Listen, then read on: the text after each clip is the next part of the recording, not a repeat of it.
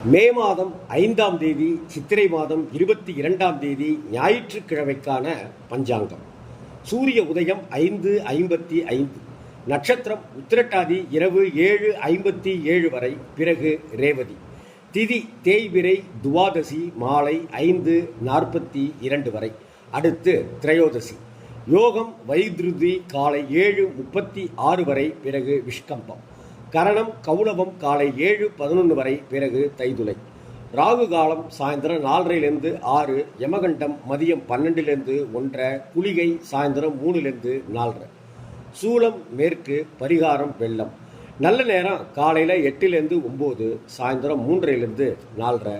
சிம்ம ராசி அன்பர்களுக்கு சந்திராஷ்டமம் இன்றைக்கும் தொடர்கிறது. எனவே பேச்சில் கவனமாக இருங்கள்.